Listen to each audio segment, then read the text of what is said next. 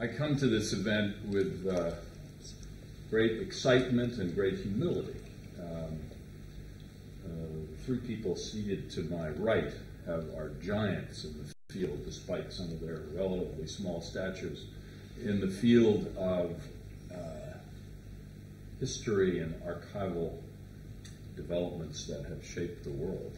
And it's a great honor to be director and president of CEU at a time when we have such extraordinary people as Istvan Rev, who is very modest about his own role in the shaping of much of this archival material. Those of you who are friends of the archive know very well that Istvan and the Open Society Archive are truly at the center of the search for truth, and the search for truth in this region and far beyond, which is probably the single most important mission that we at CEU can have and all of us can have at this very complicated time in our history when so much is changing so rapidly and where there's so much noise and information that gets in the way.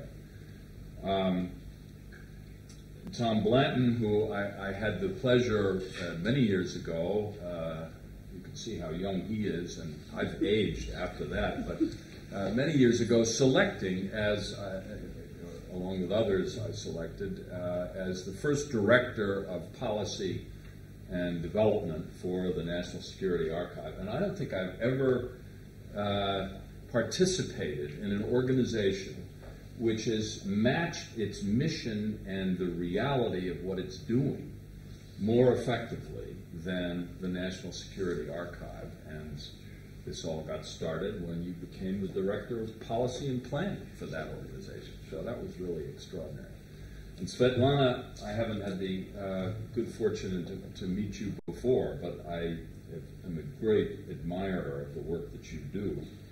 And this book is only one of the products, I'm sure, that have come from the collaboration that we've had with the archive. I just want to say a few words to kind of set my own perspective on what we're talking about here today. And that is, I think what we have in this book is really at the heart, both procedurally and substantively, of what CEU is all about.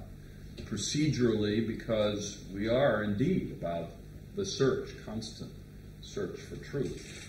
Substantively, because we came as a university out of this extraordinary period that is the heart of this book, the masterpieces of history, the peaceful end of the Cold War. And I think, as Istvan said the other day at a very important conference that we've been hosting at CEU on the search for meaning and what the actual roots of the changes were, I think it's important that there be humility in the historical perspectives that are brought to bear on very complex events like the ones in 1989. And I think clearly the different types of interpretations that have been made and will continue to be made about what were the causes and effects, how did all this come about, what was the role of civil society, what was the role of implosion of the system from within, what was the role of pressure from without. And I think that the humility of historians comes above all, those who have it, and there are many historians who don't, from a close study of archival materials, and above all from the putting together of a remarkable archival collection like this one. Because I think it leads you inevitably to the conclusion that there were many and diverse and complex causes, and there were surprises along the way. As Istvan has said, the surprise about Gorbachev may have even surprised himself, but that's it. I don't want to go down that road. It's too specific for the brief comments that I want to make in opening this. I do think that humility in the study of history and the humility in the obtaining of the basic materials from which that study is conducted is a really critical element. I myself have written, as Istvan says, I've also been participating in getting documents and materials for other historians under the Freedom of Information Act. I was involved in the early efforts to expand the law in 1972, working with Senator Kennedy, who was incidentally the person in the United States who probably deserves the most credit for the opening up of archival materials among his many other attributes.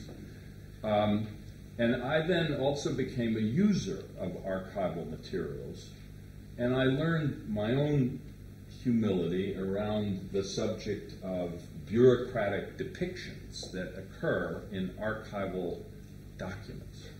Never trust what the bureaucracy is telling you, despite the fact that there are whole careers of historians that are built on the acceptance of the bureaucratic depiction of a set of events. There was one historian whom I represented in court who went on to win a Pulitzer Prize for the work he'd done on a particularly important case involving the conviction of Alger Hiss, who was probably a figure that some of you may be familiar with, was convicted of perjury. And the historian chose to accept, essentially, all of the FBI's bureaucratic depictions of what Hiss was up to. And he opened himself up to an endless round of rebuttals for the book that he'd written, which was extremely well written. He was kind enough in his preface to say that the conclusion that he reached in the book was not the same that his lawyer necessarily would have reached, but in any event. And then I wrote my own book based on a lot of recent history in the former Yugoslavia, a book that was published a number of years ago.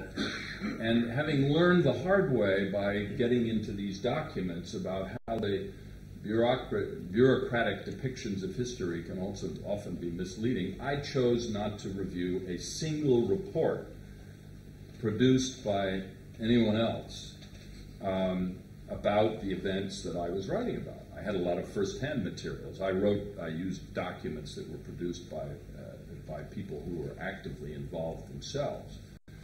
And I'm very grateful for that, because even though I don't claim to have gotten to the bottom of the topic that I was searching for, at least I know I wasn't misled by bureaucracy. So this is a long-winded way of saying I want to particularly compliment the authors for their selection of so much first-hand material, so much, I don't even want to call it eyewitness. These were the figures at the center of history, and their own documents and their own perceptions of what was going on are the single most important sources, in my view, for historical humility. So it's a great pleasure, Tom, to welcome you here, Svetlana, to welcome you here at the CEU. It's an honor for us to host this event.